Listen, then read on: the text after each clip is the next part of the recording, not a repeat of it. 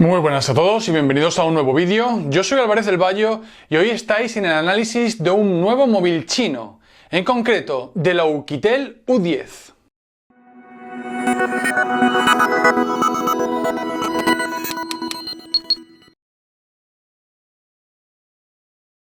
Un móvil chino con unas prestaciones aceptables, un precio muy contenido y un diseño que llama mucho la atención. Este es el Oukitel U10. Este fabricante chino ha presentado hace poco lo que es ahora mismo su tope de gama. El U10 es un dispositivo que destaca por diseño, unas prestaciones bastante aceptables y sobre todo un precio muy bajo, menos de 160 euros. El diseño, como podéis ver, está dominado por una curvatura en los laterales que lo hace muy cómodo de agarrar, una trasera fabricada en metal también muy suave y que no tiene ninguna curvatura. Y una pantalla de 5,5 pulgadas con un vidrio 2,5D que hace que en los cantos sea muy cómodo tocarlo. También en la parte delantera tenemos tres botones hápticos que no se ven y es que la retroiluminación de los mismos es uno de los principales fallos del dispositivo. Cuando hay muy poca iluminación sí que se ven el botón central de Home, el izquierdo de los ajustes y el derecho de volver.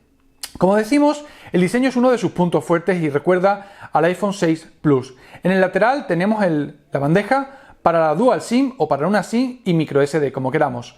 En la parte superior tenemos el conector de auriculares, en la parte derecha el botón de encendido en una posición muy cómoda y los de volumen. Y en la parte inferior el micrófono y el conector de carga y datos micro USB. Como decimos, la parte trasera destaca el sensor de huellas, la cámara, el flash y el altavoz. Empezamos a hablar de las prestaciones. Un procesador de 8 núcleos MediaTek de 64 bits a 1,3 GHz. Un estándar ya que viene acompañado por nada menos que 3 GB de RAM, lo cual, como siempre, se nota sobre todo en la multitarea. Además, tiene 16 GB de almacenamiento interno, de los cuales quedan para el usuario 11,37. Podemos instalar muchas cosas en ese espacio. El sonido, para hablar de las prestaciones, es algo bajo, pero no nos ha supuesto un problema. Eso sí, no va a destacar por ello. No tiene NFC, pero tiene una variante china que no se usa en Occidente. De ello hablamos en el enlace en la descripción en faxandroid.com que os dejamos abajo. Como decimos, las prestaciones, la potencia es suficiente. Lo hemos probado como siempre con juegos como Mountain Goat Mountain, como Asphalt 8, hemos probado Leo's Fortune, Candy Crush.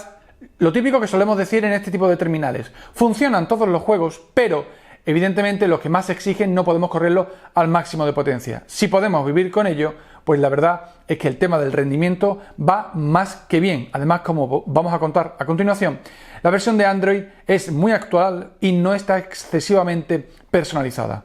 Pasamos a la pantalla. Como veis, una enorme pantalla de 5,5 pulgadas, resolución Full HD 1920 x 1080 píxeles. La sensibilidad, correcta. Los brillos y reflejos, correcto, no nos dan problema.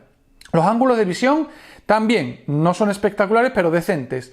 ¿Y cómo se ve a la luz del sol? Pues aquí hay dos aspectos. El primero, si llevamos el brillo en automático, bien, pero si lo llevamos en manual tenemos que subirlo bastante. Esto es hasta cierto punto lógico, pero hay un problema. Y este es el mayor fallo del terminal, aunque, como decimos, puede que sea decisivo y puede que no. La autonomía. Entre 2 y 3 horas de pantalla con un uso normal nos parece del todo insuficiente y es que su batería no llega a los 3000 mAh. Hemos hecho varias pruebas y nos hemos dado cuenta de que el fallo viene a estar en la gestión automática del brillo. Si le ponemos en modo manual con un brillo entre el 20 y el 30%, entonces nos vamos a entre 3 y 4 horas de pantalla. Eso sí, también hay otra cuestión y es que aunque tiene una opción para el consumo de energía, aquí lo vamos a ver, inteligente, no es demasiado real. Incluso cuando está en modo espera, gasta más de lo que hemos visto hasta el momento en otros terminales.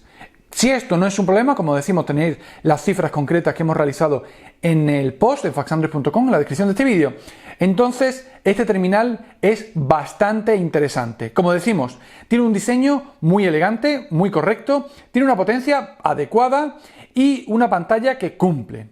¿Y cómo es la cámara? Bueno, pues la cámara tiene una aplicación nativa de Android y un sensor de Samsung, 13 megapíxeles con interpolación, pero como ya sabéis, lo de la interpolación es una pérdida de tiempo, un sensor delante de 5 megapíxeles también con interpolación a 16 y 8 respectivamente, pero como decimos, eso es absurdo, es como escalar una fotografía por software. Pero la parte positiva es que el sensor, como vais a ver en las fotografías que hemos tomado, que os estamos mostrando, cumple. Es similar al que tiene el iPhone P8000 y eso significa que tiene una calidad aceptable, un contraste algo subido en algunas ocasiones, pero un resultado que, si bien quizás no esté a la altura del Motorola Moto G de día, sí que lo supera de noche. Y eso es importante, porque de día muchos otros móviles hacen fotos buenas, pero nos ha llamado mucho la atención cómo rinde la fotografía nocturna de este terminal. También os vamos a poner algunos ejemplos para que podáis vosotros mismos juzgar cómo es este móvil. Decimos, la cámara cumple, invita a hacer fotos, no es la mejor que hemos probado, pero claro, remarcamos, $160 lo que cuesta este dispositivo. Esto hay que tenerlo muy en cuenta.